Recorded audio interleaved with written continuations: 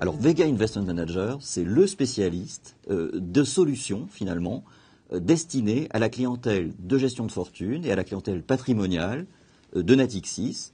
Donc, une entreprise qui se veut, non pas un producteur d'asset management, mais le concepteur, finalement, et l'orchestre de solutions de gestion. Ça, c'est vraiment important dans notre esprit. C'est aussi, pour Natixis, le pôle d'expertise sur le métier de la multigestion et de la sélection de fonds en architecture ouverte, et cela, cette fois-ci, pour l'ensemble des clientèles de Natixis. Donc Vega Investment Managers est la résultante de la volonté de la banque privée 1818 et de Natixis Asset Management de regrouper leurs activités de multigestion qu'elles avaient donc de part et d'autre. Et donc nous avons un double actionnariat avec donc 60% donc détenus par banque privée 1818 et 40% détenus par Natixis Asset Management. Voilà. Et cette structure, finalement, va au total gérer à peu près 6 milliards et demi d'euros. Et elle comptera 76 collaborateurs, dont 43 gérants.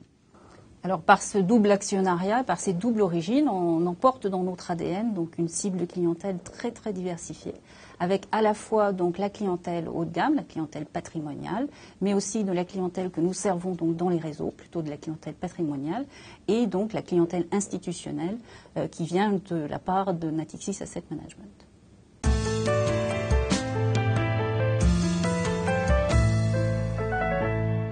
La première de ces compétences que nous avons développées depuis plusieurs années, c'est une gestion-action, mais pas n'importe quelle gestion-action.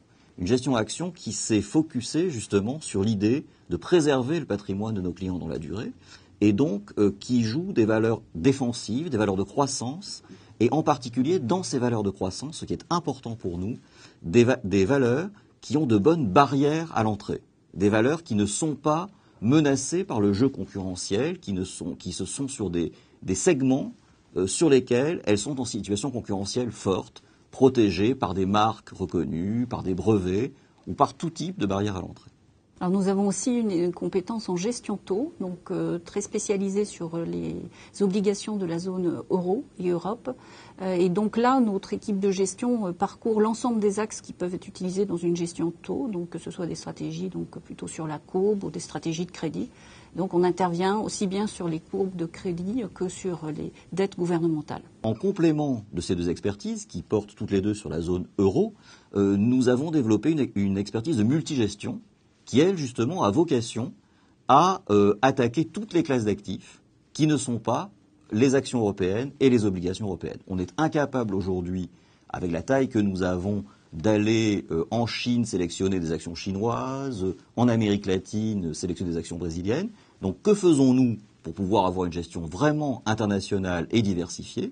Nous avons construit un processus de sélection qui nous permet d'aller choisir pour chacune de ces classes d'actifs les meilleurs gérants dans leur spécialité, et ceux, en fait, qui partagent notre vision fondamentale des marchés.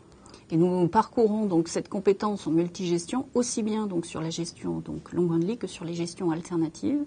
Et en complément de ce savoir-faire donc en sélection en multigestion sur l'architecture ouverte, nous pouvons aussi offrir à nos clients des solutions simplement de conseil en sélection d'OPCVM.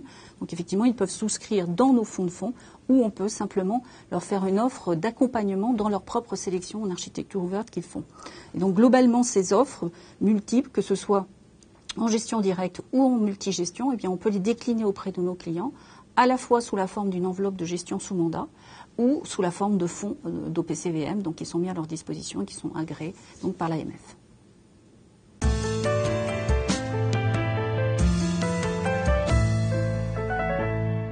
Je crois que déjà, notre différenciation, elle est dans l'approche. C'est-à-dire qu'on a bien conscience que ce qui intéresse nos clients, ces clients grandes fortunes privées, institutionnelles, etc., c'est une approche qui n'est pas une approche benchmarkée, qui est une approche de gestion de conviction, avec de vrais paris de gestion, et avec justement une appréhension un peu asymétrique. C'est-à-dire que notre but, c'est avant tout, dans les phases difficiles de marché, dans les phases de contraction, de préserver le patrimoine de nos clients.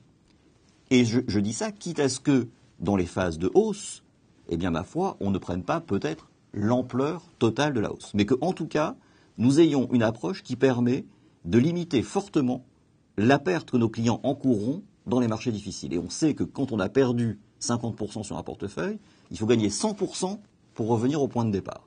Donc, le marché est asymétrique, nous apportons une gestion prudente et asymétrique à nos clients. Peut-être deuxième différence, c'est ce qui nous caractérise, c'est clairement l'écoute et le sur-mesure, puisque donc nous emportons dans notre histoire aujourd'hui donc toute une proximité avec des clientèles donc haut de gamme, avec tout le degré d'exigence et d'écoute que cela suppose par rapport à leurs besoins. Donc nous partons vraiment du besoin du client pour offrir une solution adaptée et c'est pas une vente de produits qu'on essaye de calquer sur le besoin du client, avec donc toute cette dimension d'écoute et de sur-mesure.